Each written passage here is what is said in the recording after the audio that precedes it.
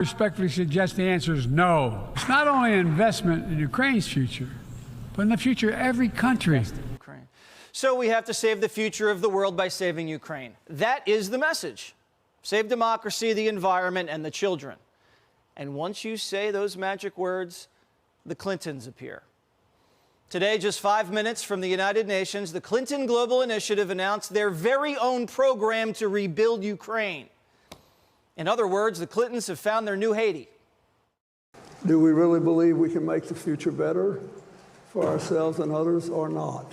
Doesn't matter if I'm rich and famous and powerful, I can still make a difference, and I can't let anything stand in my way.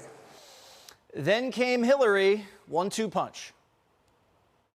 I believe their fight is our fight, their fight for freedom. So we have to stay with the Ukrainians, and it is really important not to push them to negotiate when, number one, the person you negotiate with is not trustworthy. You cannot trust anything he says.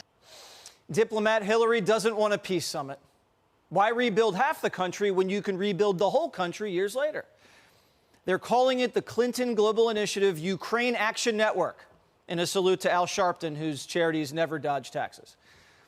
Early investors include actor Matt Damon, Liv Schreiber, the Ford Foundation, and of course, Airbnb. Also, the World Bank is in bed with the Clinton Ukraine Action Network. So what did Joe Biden just tell us? The U.S. is sending the World Bank $25 billion, and then the World Bank is sending the money to the Clintons, and then the Clintons are sending it to Ukraine. Now, if you think the Clintons are the only profiteers feasting on the proxy war, you're wrong. Joe Biden just appointed a Democrat mega donor to be Ukraine reconstruction czar. We are pleased to extend a warm welcome to Penny Pritzker, former Secretary of Commerce, who was named by President Biden as the special representative for Ukraine's economic recovery.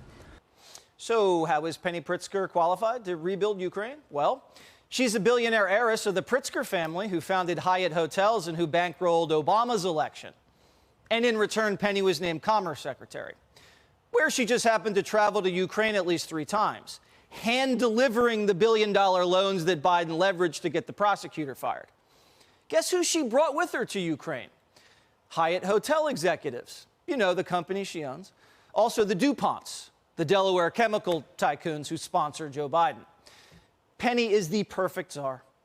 But this gravy train doesn't stop there. Head of the teachers' unions, Randy Weingartner, has taken a keen interest in a war zone. In the last year, I've been in Ukraine 3 times, I and several of my other officers.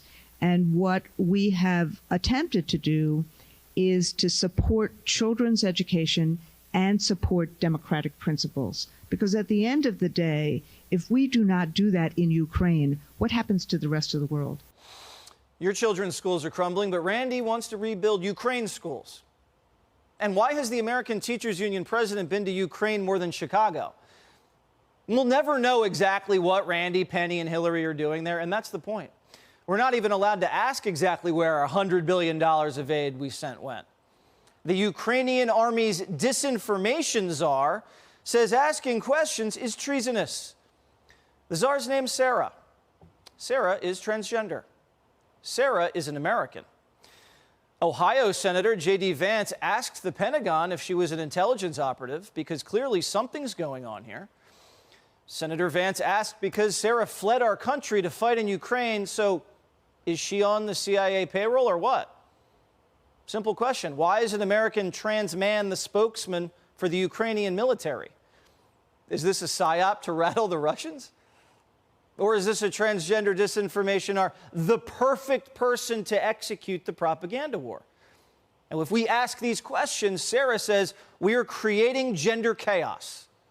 Senator Vance recently asked the U.S. Director of National Intelligence, along with the Secretaries of State and Defense, if I was working in some capacity for the American government. Simply put, I'm an American serving as a Ukrainian infantry soldier and combat medic in the dual role of spokesperson and Russian disinformation analyst.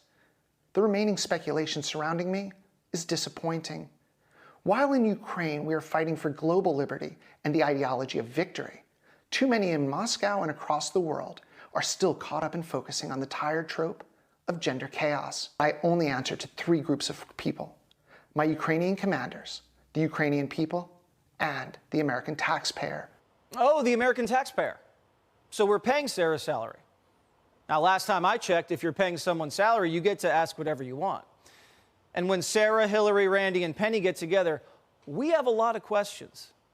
Hey, Sean Hannity here. Hey, click here to subscribe to Fox News YouTube page and catch our hottest interviews and most compelling analysis. You will not get it anywhere else.